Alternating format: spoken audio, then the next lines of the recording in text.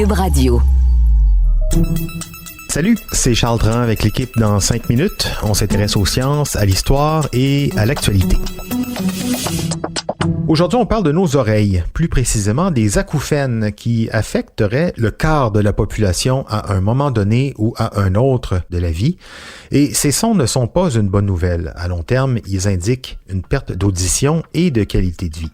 Alors, qu'est-ce qui est la cause de ce mal? On s'en doute un peu, les écouteurs, mais pas que. Voici Véronique Morin. N'ajustez pas votre appareil. Ce silement correspond à l'un des sons que 80 000 Québécois entendent en permanence. Ce bruit constant et lancinant, appelé un acouphène ou son fantôme, peut entraîner des problèmes de sommeil et pour le quart des personnes atteintes, il peut même engendrer la détresse et la dépression. Les sons fantômes portent bien leur nom, ils sont mystérieux, même pour les scientifiques. Ceux qui entendent des sons fantômes ne les imaginent pas. Les sons sont là, mais ils sont fabriqués par le cerveau pour compenser une perte auditive. Sylvie Hébert est professeure et chercheure à l'École d'orthophonie et d'audiologie de l'Université de Montréal. Elle s'inquiète du fait que les jeunes ont de plus en plus d'épisodes d'acouphènes. Chez les jeunes, ça augmente beaucoup, presque 1 sur 2.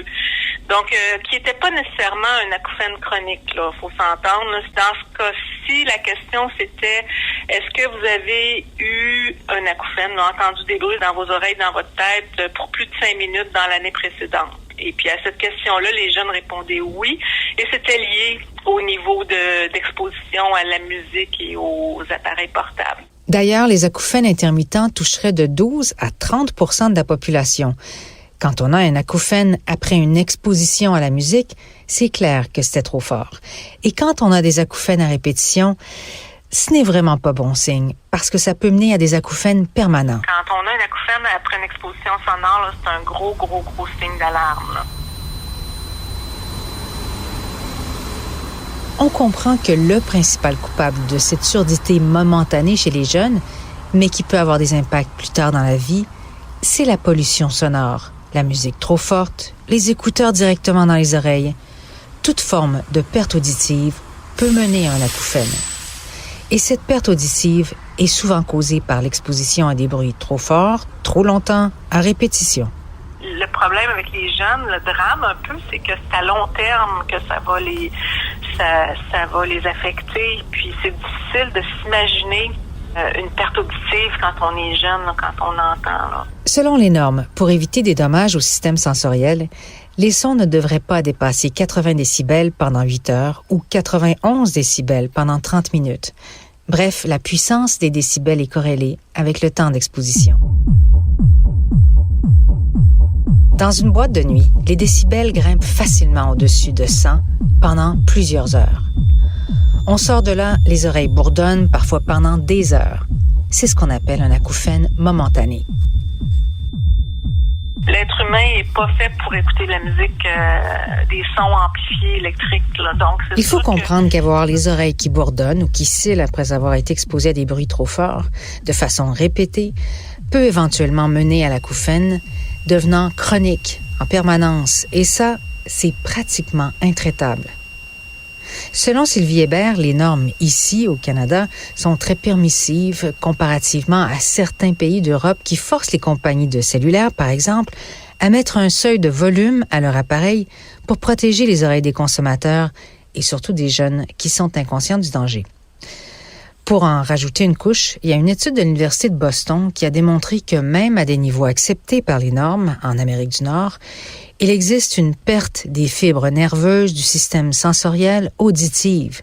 Ça veut dire que les fibres nerveuses meurent. Ça, c'est pas bon non plus. C'est pas des bonnes nouvelles non plus parce que les niveaux qu'on pensait sécuritaires sont peut-être moins sécuritaires qu'on le pensait, là.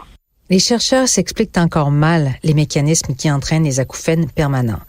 Il y a un phénomène de perte auditive que le cerveau tente de compenser en amplifiant le système nerveux dans les fréquences perdues. Puisque les pertes auditives commencent surtout dans les hautes fréquences, eh bien, les acouphènes ont tendance à recréer des sons de haute fréquence.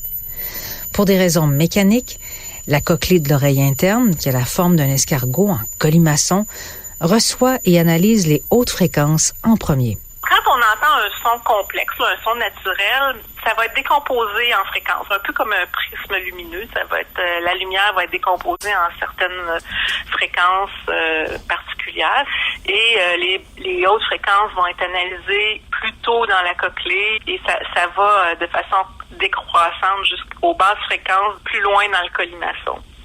Donc, autrement dit, à chaque fois qu'on entend un son, la partie qui analyse les hautes fréquences, elle est toujours sollicitée. C'est peut-être pour ça qu'on perd ces fréquences-là en vieillissant, parce qu'elles sont toujours sollicitées, alors que les basses fréquences sont moins sollicitées. Entendez-vous ce son? Il est de 500 Hz. Et celui-ci? Il est de 12 000 Hz. Il est possible que vous ne l'entendiez pas. Et si c'est le cas, vous commencez peut-être à souffrir d'une perte auditive. L'oreille humaine est faite pour percevoir des fréquences allant jusqu'à 16 000 Hz. Les plus jeunes qui n'ont pas de perte auditive évidente peuvent tout de même avoir des pertes dans les très hautes fréquences après l'écoute de musique trop forte. Mais il y a plusieurs nuances et différents types d'acouphènes, provoqués par le toucher en bougeant la mâchoire, qui a une composante somatosensorielle, et aussi un apport des autres zones du cerveau. Il y a d'autres fonctions cérébrales qui sont donc impliquées, comme l'attention, les émotions.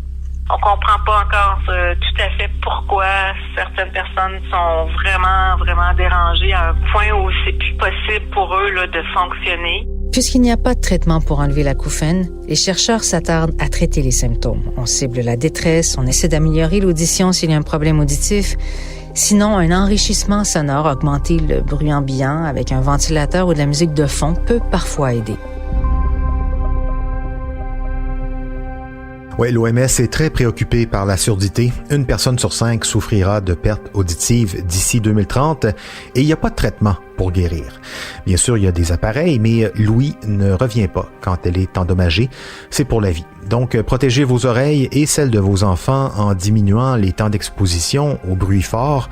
C'est important d'avoir des repos auditifs, même si l'oreille n'aime pas être privée de son. Elle a besoin de stimulation, mais des stimulations peut-être plus douce, moins forte. Merci Véronique Morin. C'était en 5 minutes.